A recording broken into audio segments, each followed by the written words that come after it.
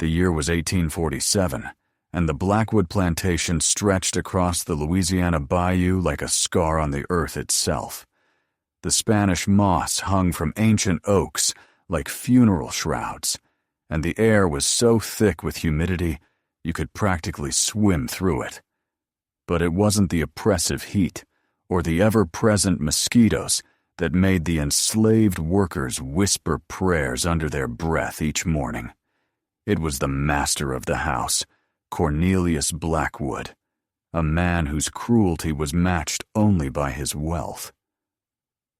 Cornelius was 43 years old, with eyes the color of muddy water and hands that had never known honest work. He owned 800 acres of sugarcane fields, 400 head of cattle, and 137 human beings. But of all his possessions, none would change his fate, quite like a 13-year-old girl named Celestine. Celestine's mother, Marie, had been brought to the plantation when she was pregnant, purchased from a failing estate in New Orleans. The sellers had whispered that Marie came from a long line of voodoo practitioners, that her grandmother had been a powerful priestess brought directly from Haiti. Cornelius had laughed at their superstitions, caring only that Marie was young, strong, and could work the fields. He never imagined that the child growing in her belly would one day own everything he held dear. The night Celestine was born, the enslaved workers said the moon turned red as blood. The midwife who delivered her swore she came into the world with her eyes wide open, staring directly at her as if she could see into her soul. Marie held her daughter close and whispered ancient words in Creole, words passed down through generations, words that would protect her child from the evils of this world. Or so she hoped. As Celestine grew, it became clear she was different from the other children born into bondage. While they cried and fussed, she remained eerily quiet, watching everything with those dark, penetrating eyes. She learned to walk earlier than any child should, and by the time she was 3, she could speak in full sentences, switching between English, French, and Creole, with an ease that unnerved even her own mother. But it was what happened when Celestine turned 7 that truly set the course for everything that would follow. Cornelius's wife, Adelaide, had been unable to bear children. The doctors from New Orleans, Charleston, even one from Philadelphia, all gave the same diagnosis. The problem, they delicately suggested, might not lie with the lady of the house. Cornelius flew into a rage at the implication, but late at night, when the bourbon had loosened his tongue and darkened his mood, he would stare at the slave quarters and wonder. One humid August evening, after Adelaide had retired with another of her headaches, Cornelius summoned Marie to the main house.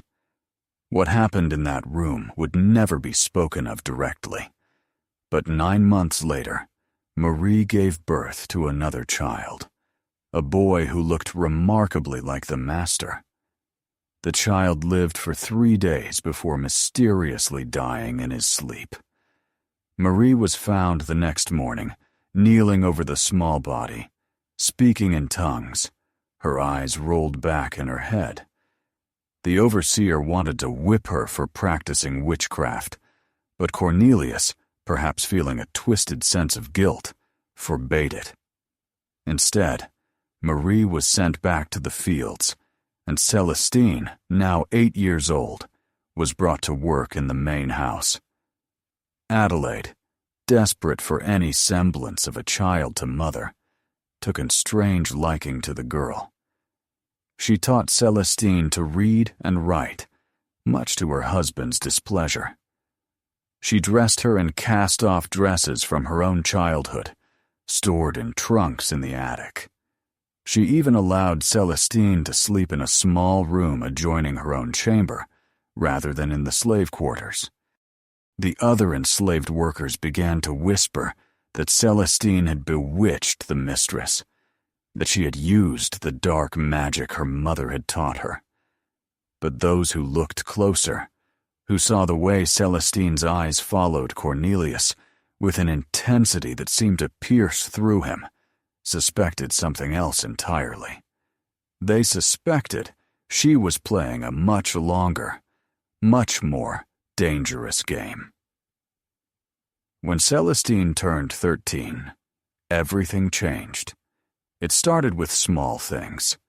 Cornelius began having nightmares, terrible visions that would wake him screaming in the middle of the night. He dreamed of being buried alive, of drowning in molasses, of being torn apart by invisible hands. Adelaide suggested calling for a doctor, but Cornelius refused, insisting it was merely the stress of a particularly difficult harvest season. Then came the accidents. First, his favorite horse threw him while he was inspecting the fields, nearly trampling him to death. A week later, a snake somehow found its way into his study, coiled beneath his desk chair. Only Celestine's warning cry saved him from the cottonmouth's deadly bite. Cornelius began to look at the girl differently after that, with a mixture of gratitude and something else. Something that made Adelaide's blood run cold when she witnessed it. The household staff noticed the change immediately. Cornelius began requesting that Celestine serve him his meals personally. He insisted she be present when he entertained guests, standing silently in the corner, like a beautiful statue. He bought her new dresses, not Adelaide's hand-me-downs, but new garments ordered specially from New Orleans. The whispers grew louder, but no one dared speak openly about what they all suspected. Adelaide's health began to decline rapidly. The headaches grew worse, accompanied now by dizzy spells and a persistent cough that no amount of laudanum could ease.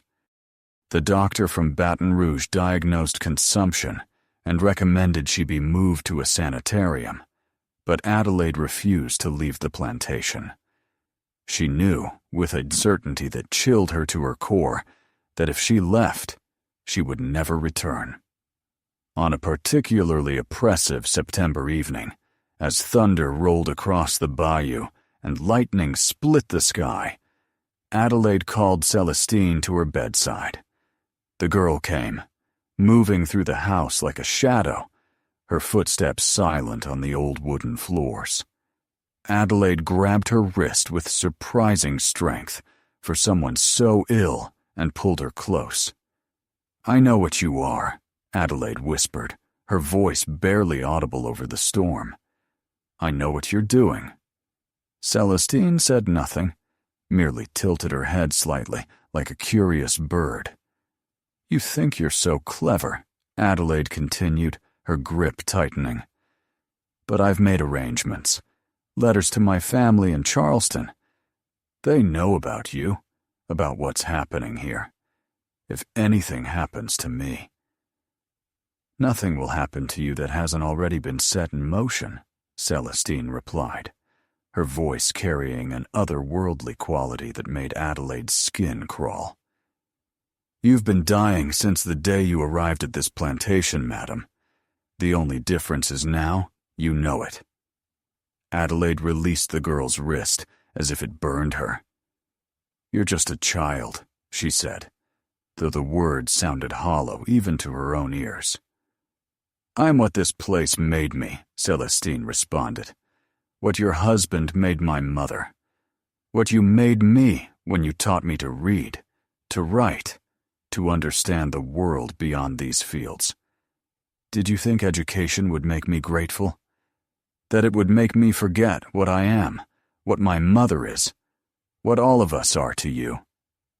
Before Adelaide could respond, Cornelius burst into the room, his face flushed with drink and rain. "What's going on here?" he demanded, his words slightly slurred. "Your wife is dying," Celestine said simply, turning those dark eyes on him. "And she's afraid." "Get out!" Adelaide screamed, suddenly finding her voice. "Get her out! She's evil, Cornelius. Can't you see what she's doing?" But Cornelius wasn't looking at his wife. He was staring at Celestine, and in his eyes was something Adelaide had never seen before. Fear. Pure, unadulterated fear. "Go back to your room, Celestine," he said quietly. The girl curtsied, a mockery of propriety, and glided from the room. That night, Adelaide's condition worsened dramatically. By morning, she was delirious with fever, calling out for her mother, begging forgiveness for sins she couldn't name. The doctor was summoned again, but he could do nothing. 3 days later, as the sun set behind storm clouds that seemed to perpetually hang over the plantation, Adelaide Blackwood drew her last breath. The funeral was a somber affair, attended by all the prominent families of the parish. They whispered behind their black veils and handkerchiefs about how young Adelaide had been, how tragic her death, how unfortunate that she had never blessed Cornelius with children.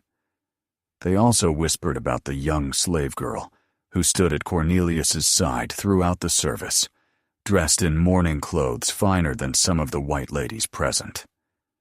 Within a month of Adelaide's burial, Cornelius announced his intention to take Celestine as his wife. The scandal was immediate and explosive. His brothers threatened to have him declared insane. The minister refused to perform the ceremony. The other plantation owners stopped inviting him to social gatherings. But Cornelius seemed not to care. He was a man possessed, though whether by love or something darker, no one could say. He found a traveling preacher, a man with questionable credentials and a fondness for whiskey, who agreed to perform the ceremony for a substantial fee. The wedding took place at midnight in the plantation's small chapel, with only the enslaved workers as witnesses. They stood in silence, watching as their master married one of their own, though none would dare call Celestine that anymore. She had transcended her birth through means that made them cross themselves and clutch their protective charms. Marie was not present at the ceremony. She had been found that morning, hanging from a tree near the slave quarters, though many swore they had seen her walking the grounds that very evening after her body had been cut down and prepared for burial. The marriage certificate was barely dry when strange things began happening at the Blackwood plantation. The sugar cane, which had always grown tall and sweet, began to wither and rot in the fields. The cattle developed a mysterious illness that no veterinarian could diagnose. One by one, they dropped dead, their carcasses attracting vultures from miles around. Cornelius aged rapidly, his hair turning white seemingly overnight, deep lines carving themselves into his face like accusations. He began drinking heavily, starting with bourbon at breakfast and ending with laudanum at night. He would be found wandering the halls at all hours, muttering to himself, swearing he could hear Adelaide calling his name, could smell Marie's perfume in rooms she had never entered. Celestine, meanwhile, seemed to grow more beautiful with each passing day. She took over the running of the household with an efficiency that should have been impossible for someone so young.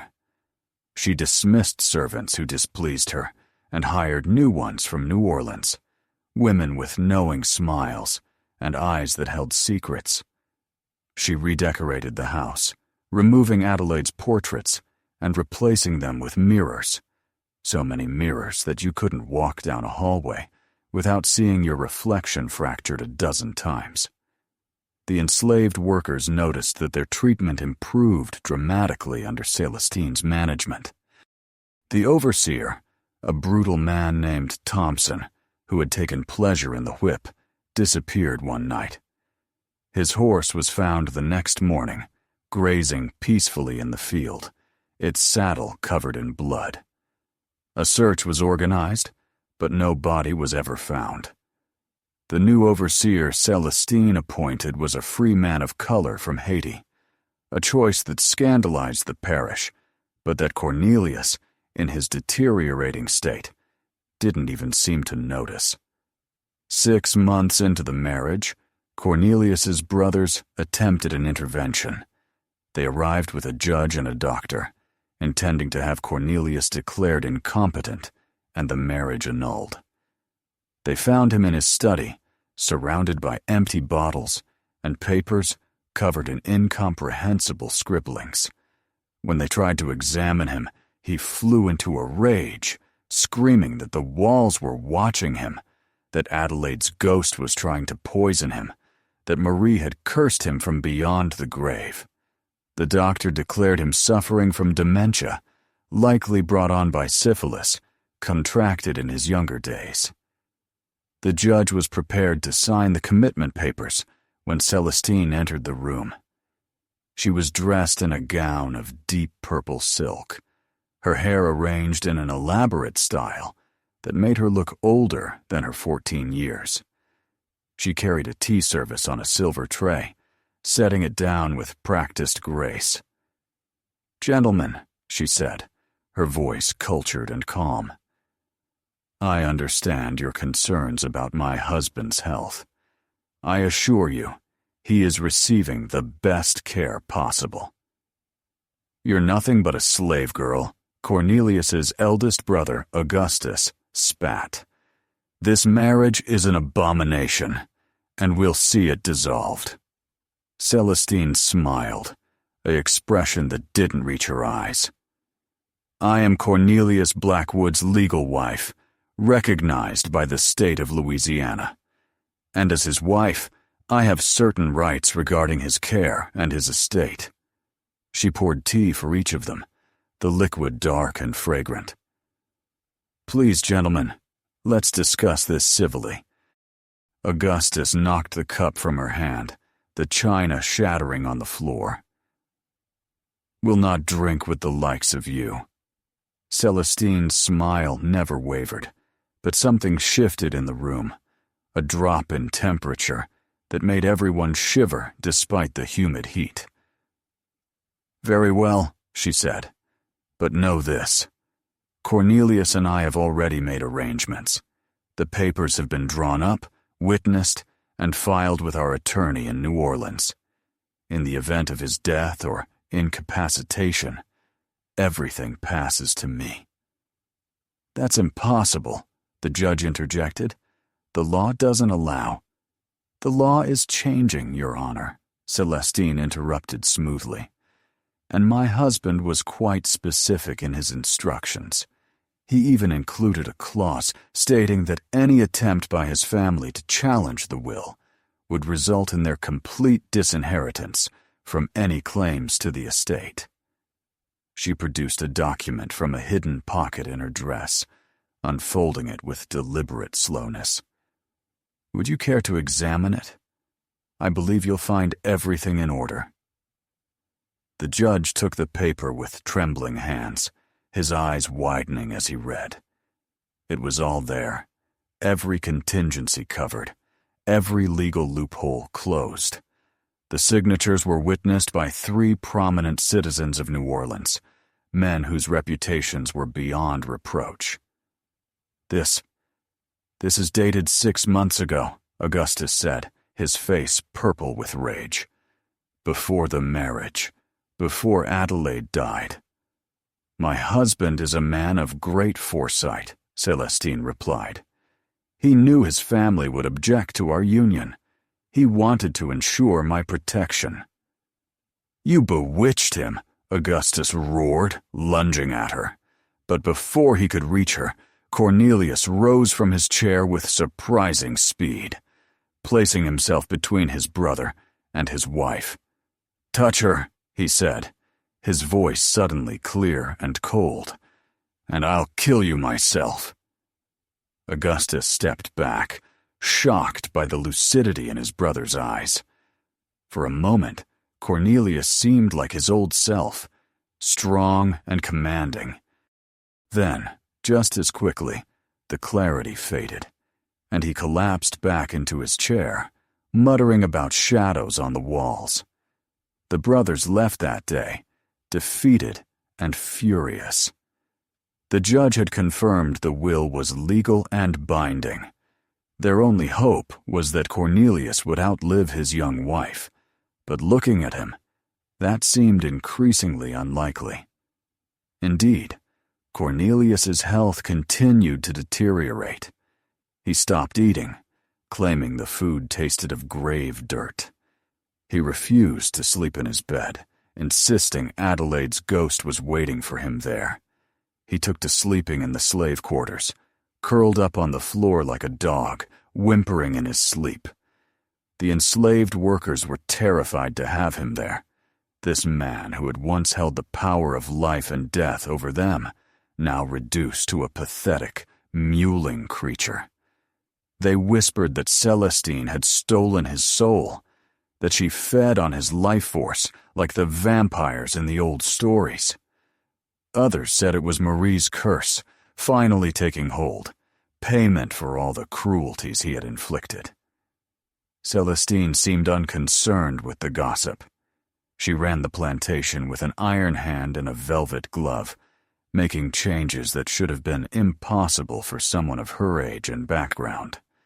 She taught the enslaved children to read and write, ignoring the laws that forbade such education. She instituted a system where the workers could earn money for extra work, money they could use to buy their freedom.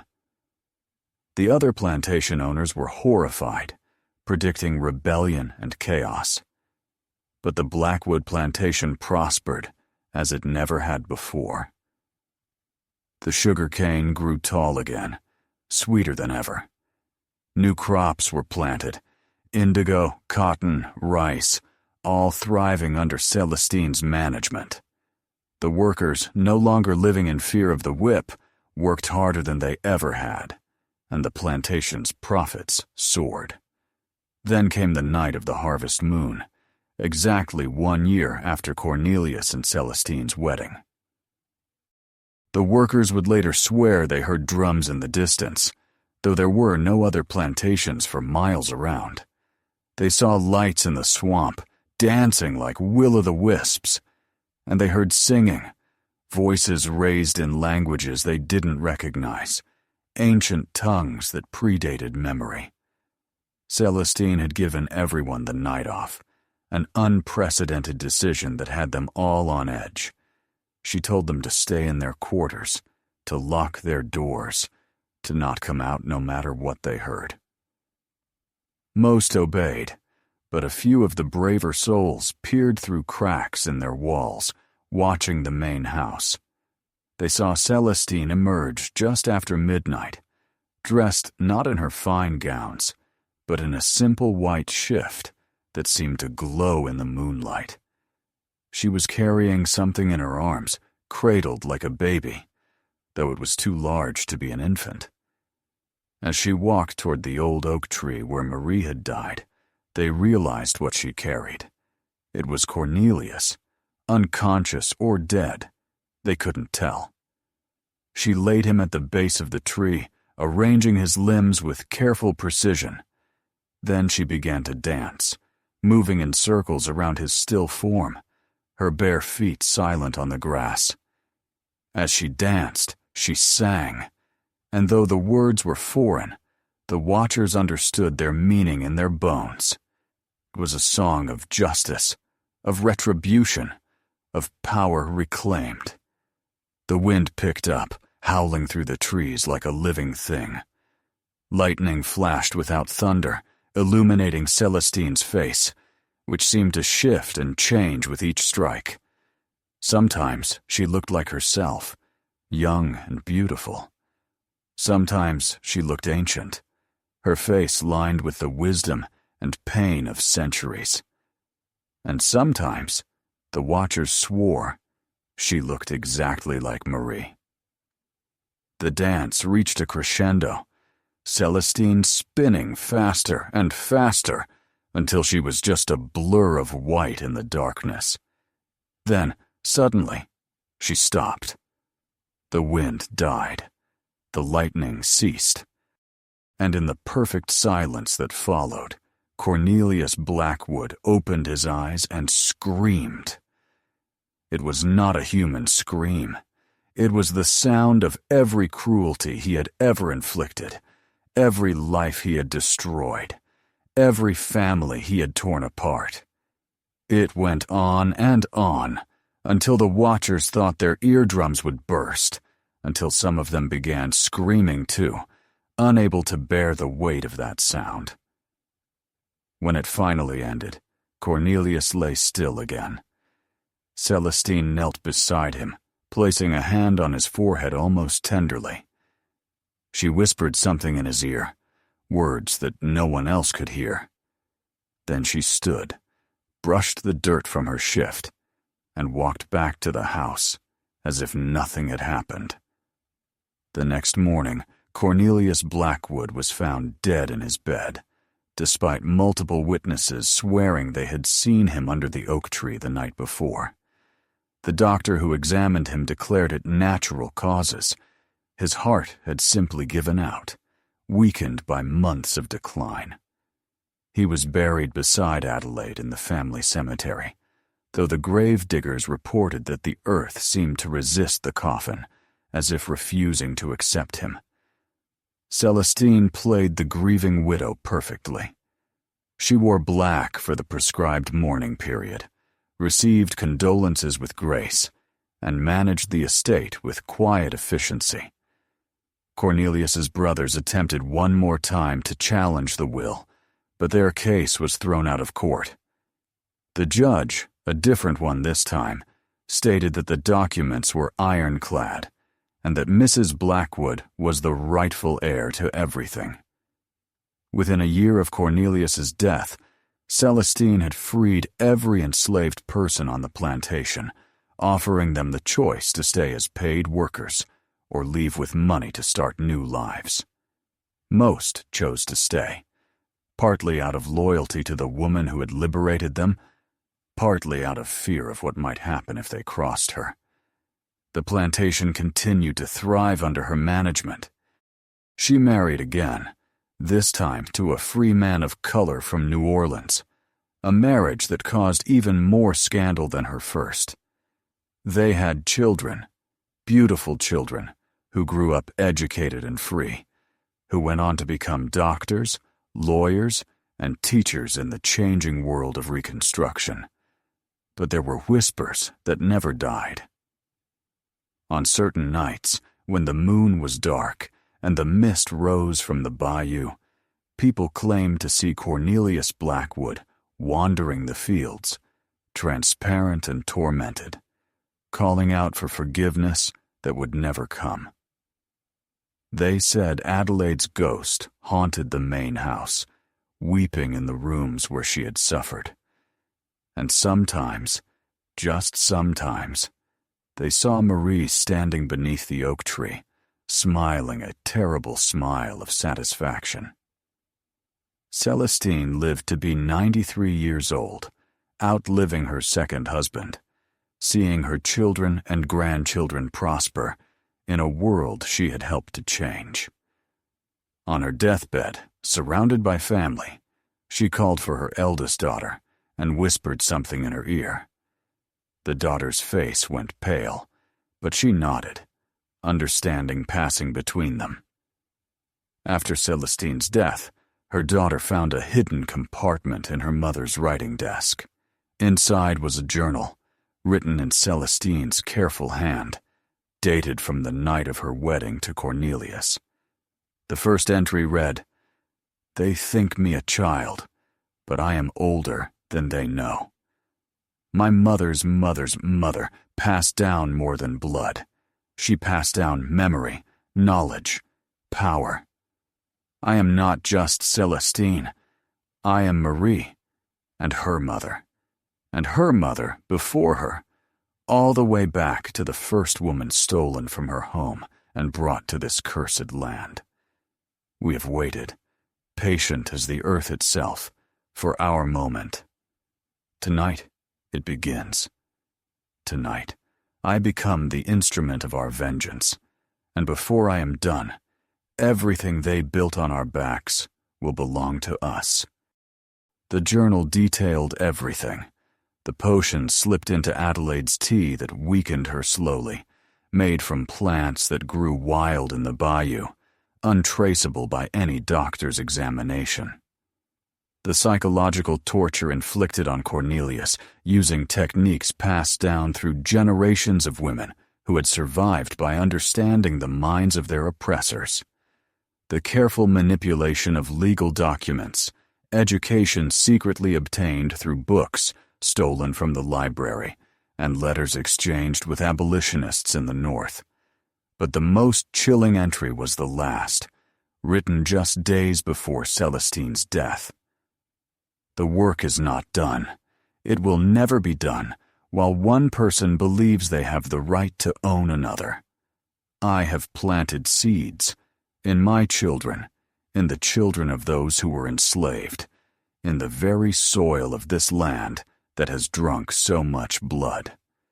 These seeds will grow, and one day there will be a reckoning greater than anything I could achieve in one lifetime. To my daughter who reads this, know that you carry the responsibility now. The spirits of our ancestors walk with you. Use the wealth I have claimed from our oppressors to continue the fight. And remember, sometimes the greatest revenge is not destruction, but transformation. We have transformed this place of suffering into a place of power. Continue the work. The daughter burned the journal after reading it, as her mother had instructed. But she kept the knowledge, passed it down to her own daughters, and they to theirs. The Blackwood plantation, renamed Freedom's Rest, became a center of education and empowerment for formerly enslaved people throughout Louisiana. During Reconstruction, it was a safe haven. During Jim Crow, it was a center of quiet resistance. During the Civil Rights Movement, it was a meeting place for organizers and activists. Today, Freedom's Rest is a museum dedicated to telling the true history of slavery and resistance in America. Visitors often report strange experiences: cold spots in the middle of summer, the sound of whispered conversations in empty rooms, the feeling of being watched. The museum guides, many of them descendants of people who were enslaved there, just smile when asked about these phenomena. This place has a long memory, they say. The walls have absorbed joy and pain, cruelty and triumph. Sometimes, the past makes itself known. In the museum's archive, carefully preserved, is a portrait of Celestine Blackwood, painted when she was in her 70s. She sits regally in a chair that once belonged to Adelaide, wearing a dress that cost more than most people made in a year. Her eyes stare out from the canvas with an intensity that makes visitors step back. Those eyes seem to follow you as you move, and more than one person has sworn they've seen her smile. The museum also holds Cornelius's personal effects, donated by Celestine's descendants, with a certain ironic pleasure. His pocket watch, which stopped working the night he died, and has never worked since, despite multiple attempts at repair. His riding crop, which was found broken in half the morning after his death, though no one admitted to breaking it. And his personal journal, filled with increasingly frantic entries about nightmares and visions, the handwriting deteriorating from elegant script to barely legible scrawls. The last entry, dated the night before his death, consists of one word written over and over again, covering both sides of the page. Sorry. But perhaps the most unsettling artifact in the museum is a small wooden box, discovered in the walls during renovations in the 1960s. Inside, wrapped in what appeared to be human hair, was a piece of paper with names written in blood. The names of every person Cornelius had ever owned, bought, sold, or killed. At the bottom, in different handwriting, were the words, "Paid in full." The museum tried to have the paper tested to determine whose blood had been used, but every laboratory that attempted the analysis reported the same problem. Their equipment would malfunction, their computers would crash, their samples would mysteriously disappear. Eventually, they stopped trying, and the paper remains in its box, under glass, a testament to debts that can never truly be repaid. Local legend says that on the anniversary of Cornelius and Celestine's wedding, if you stand in the room where they were married at exactly midnight, you can still hear the ceremony taking place. But the words are different from what any Christian ceremony would include. They speak of bonds that transcend death, of justice that transcends law, of power that transcends the physical world.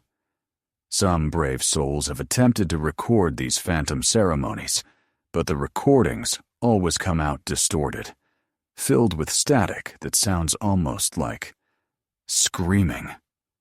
One paranormal investigator claimed to have captured an EVP of Celestine's voice saying, "I do," followed immediately by what sounded like hundreds of voices, saying in unison, "We all do." The investigators also reported that their electromagnetic field detectors went haywire in certain parts of the house, particularly in what had been Celestine's bedroom. The readings suggested an energy presence that shouldn't exist, that defied scientific explanation. One investigator, a skeptic who had debunked dozens of supposedly haunted locations, left Freedom's Rest visibly shaken, refusing to discuss what he had experienced. The museum's guest book is filled with accounts from visitors who claim to have had encounters with the supernatural. A teacher from Ohio wrote about seeing a young black woman in period dress walking through the gardens, who vanished when approached. A historian from New York reported hearing drums and singing coming from the slave quarters, though they had been converted into administrative offices decades ago.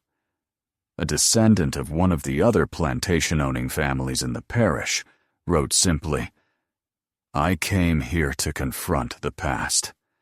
The past confronted me instead. I'm sorry. We're all so sorry."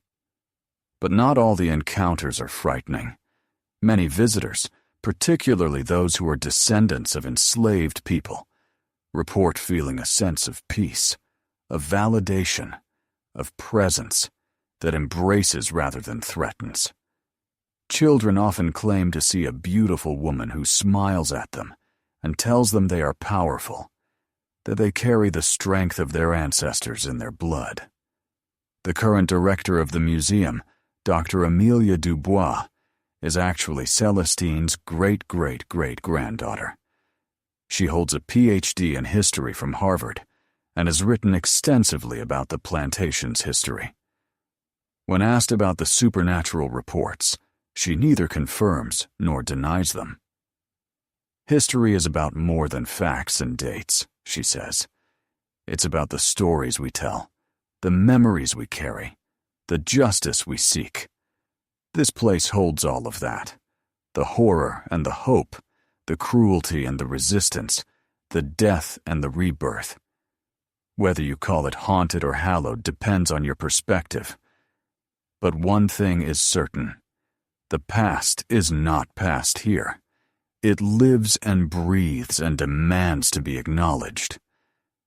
Dr. Dubois has her own story about the plantation, though she rarely shares it. When she was a child, her grandmother brought her to visit the old house before it was a museum. They stood in what had been Celestine's room and her grandmother told her the real story, the one that wasn't in any history book. "Your ancestor was more than just a clever girl who married well," her grandmother said. "She was chosen, trained from birth in the old ways, the ways our people brought from Africa and Haiti, and all the places they tried to erase from our memory. She knew that freedom could not be given, it had to be taken. And sometimes, taking it required methods that the history books would never record." Her grandmother showed her hidden symbols carved into the wood of the house, protective marks that had kept the family safe for generations. She taught her words in languages that had supposedly been forgotten, words that could open doors that were meant to stay closed. And she warned her that the power Celestine had wielded came with a price. "Every generation, one of us must be the keeper," her grandmother said. "The one who remembers, who maintains the barriers, who ensures that what was bound stays bound. Your mother chose not to carry this burden. Now it falls to you to decide." Dr. Dubois accepted the responsibility, though she frames it in academic terms. She is the keeper of the museum, the preserver of history, the educator of future generations. But late at night, when the museum is closed and she walks the empty halls, she performs other duties. She maintains the protective marks. She speaks the old words. She ensures that certain rooms remain locked, certain artifacts remain undisturbed, certain stories remain untold. Because the full truth about Celestine Blackwood is more terrible and more wonderful than even the ghost stories suggest. She didn't just take revenge on one cruel master. She opened a door that had been sealed for centuries, created a crack in reality through which the voices of the enslaved could finally be heard, through which their power could finally flow. Every person who was enslaved at the Blackwood plantation, every person who died there, every person who suffered there, they are all still there, in a sense. Not trapped, but choosing to remain, to bear witness, to ensure that the story is told correctly. Celestine didn't just inherit a plantation. She created a nexus, a place where the veil between worlds is thin, where justice can reach across time. Dr. Dubois has seen things that would drive most people mad. She has watched the walls bleed on the anniversary of particularly brutal punishments. She has heard the crack of whips that no longer exist, followed immediately by the sound of those whips breaking, splitting, turning to dust. She has seen Cornelius Blackwood's ghost, not wandering free but trapped in an endless loop, experiencing every cruelty he ever inflicted, understanding finally what it means to be powerless. But she has also seen beautiful things. She has watched the spirits of enslaved children playing in the gardens, free and laughing.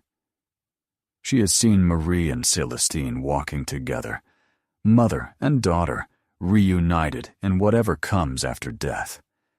She has felt the presence of thousands of ancestors, standing strong, protecting their descendants, ensuring that this story, their story, is never forgotten. The museum receives offers every year from developers who want to buy the land, to tear down the old buildings and put up condos or shopping centers. They offer astronomical sums, far more than the property should be worth. But the offers are always refused.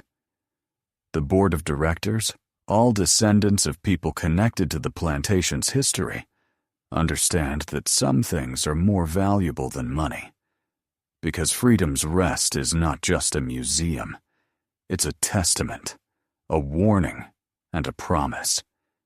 It's a place where the past refuses to be buried, where the oppressed have become the powerful, where a 13-year-old girl looked at the system that enslaved her and decided to destroy it from within, using its own tools against it. The story of Celestine Blackwood is a story of horror, but not the kind most people expect. The horror is not in the supernatural elements, the ghosts and curses and dark magic. The true horror is in the system that made her story necessary. The cruelty that demanded such elaborate revenge. The fact that she had to become something monstrous to defeat monsters. But it's also a story of triumph, of resilience, of the unbreakable spirit of people who refuse to be broken. Celestine didn't just inherit a plantation. She inherited the strength of every person who had suffered there, and she used that strength to transform a place of oppression into a place of power. Visitors to Freedom's Rest often leave changed. Some leave with a deeper understanding of history, of the true cost of slavery and the ongoing fight for justice. Some leave with a sense of connection to the past, to ancestors they never knew they had. And some leave with something else, a whisper of power, a touch of the old magic that Celestine brought to the plantation. Because the work, as Celestine wrote, is not done. It continues in every person who refuses to accept injustice, who fights for equality, who remembers the past and works to create a better future. The seeds she planted have grown into a forest of resistance, and every visitor to Freedom's Rest takes a seed with them when they leave, whether they know it or not. Late at night, when the museum is closed and the tourists have gone home, Dr. Dubois sometimes sits in Celestine's room, surrounded by the artifacts of a remarkable life. She reads from the fragments of journals that survived, pieces of a story that can never be fully told, because the full truth would break the minds of those not prepared to hear it. She reads about rituals performed under the dark of the moon, about bargains made with entities that exist outside human understanding, about a network of enslaved people across the South who were all working together, all planning, all waiting for their moment.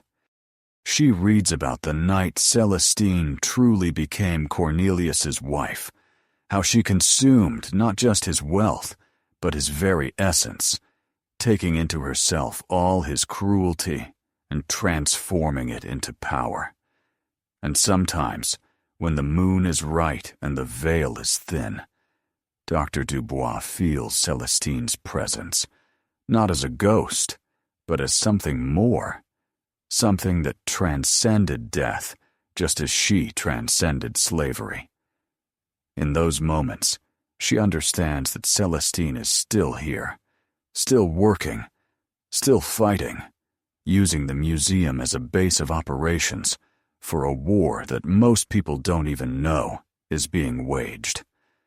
The war for memory, the war for truth, the war for justice that reaches across centuries.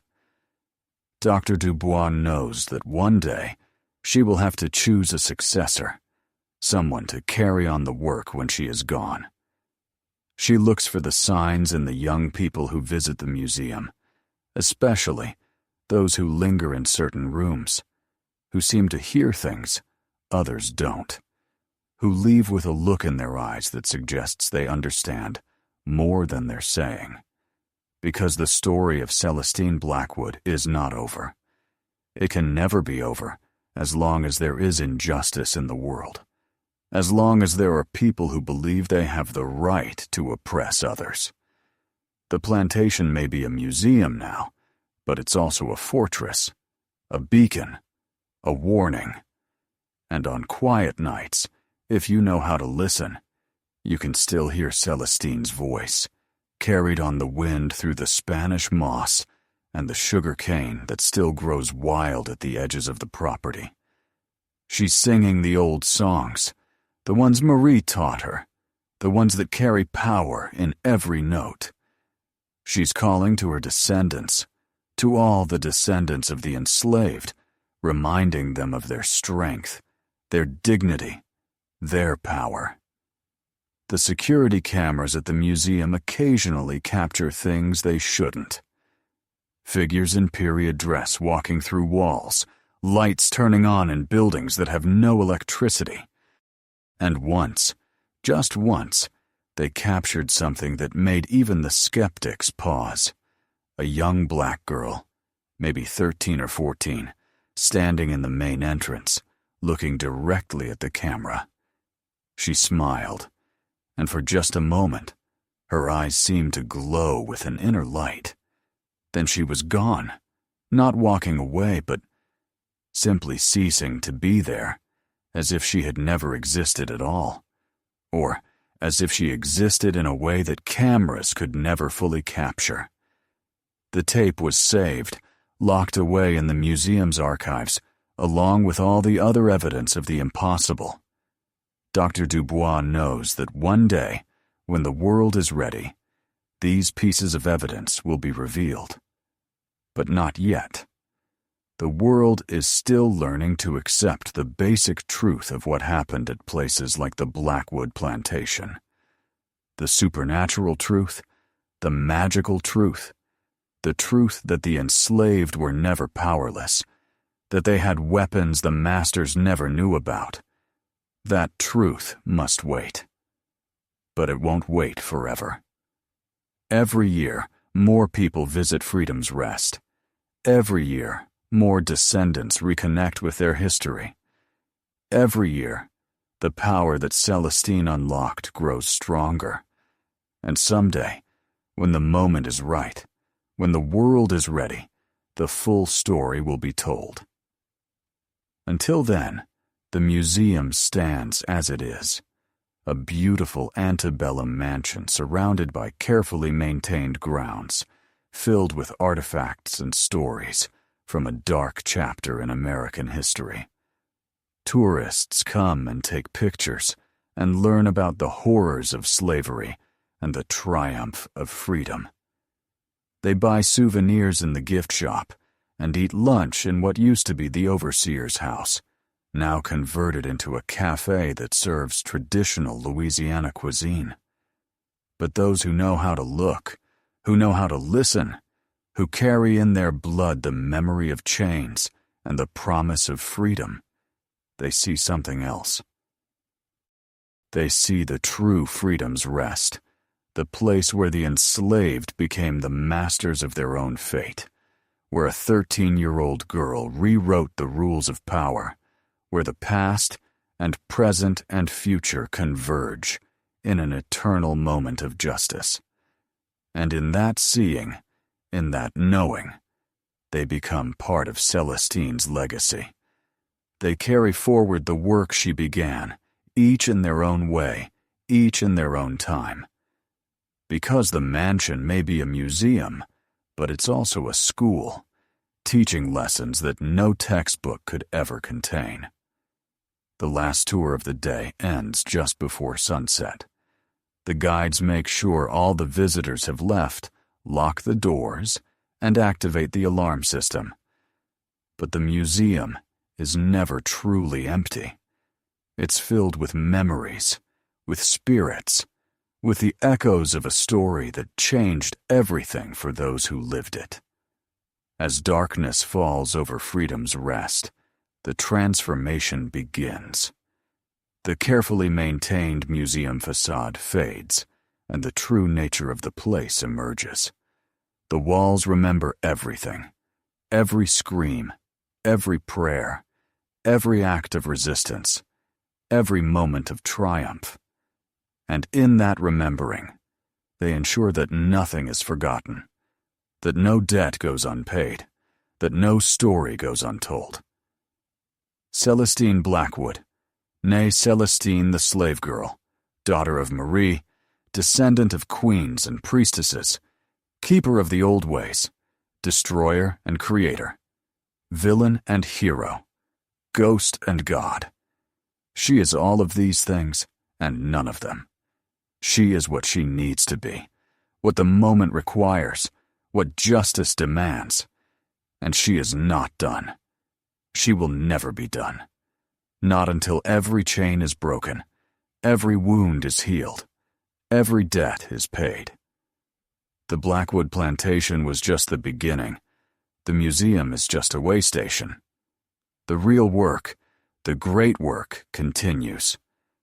In the gift shop, among the history books and postcards and replica artifacts, there's a small section of items that aren't advertised, that aren't even openly displayed. You have to know to ask for them. They're kept behind the counter, wrapped in black cloth, handled with gloves. They're reproductions of the protective symbol Celestine carved into the house, small enough to wear as jewelry or carry in a pocket. The guides who sell them, always descendants, always knowing, speak the old words over each one before it leaves the museum. They're not just souvenirs, they're connections, links in a chain that stretches back to Africa and forward to a future that Celestine envisioned and her descendants are still working to build. Those who buy these items report strange things, dreams of running through sugarcane fields, not in fear, but in freedom. Sudden insights into family history, names and dates, and places appearing in their minds fully formed. A sense of protection in dangerous situations, as if invisible hands were guiding them to safety. And sometimes, very rarely, they report seeing her. Celestine, not as a ghost, but as a presence, a feeling, a voice in their minds telling them they are stronger than they know, that they carry the power of all who came before, that they are never alone. Dr. Dubois keeps a record of these reports, filed away with all the other evidence of the ongoing work.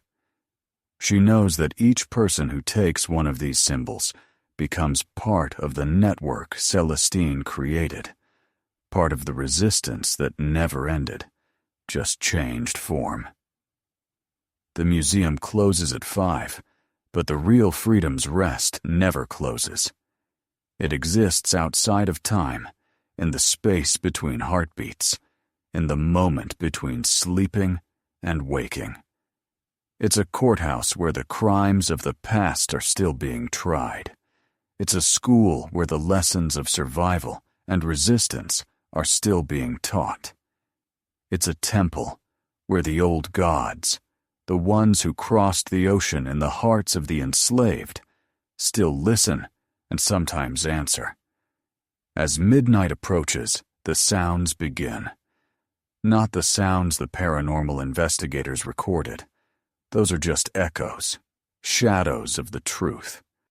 The real sounds can only be heard by those who belong, those who carry the blood, those who remember.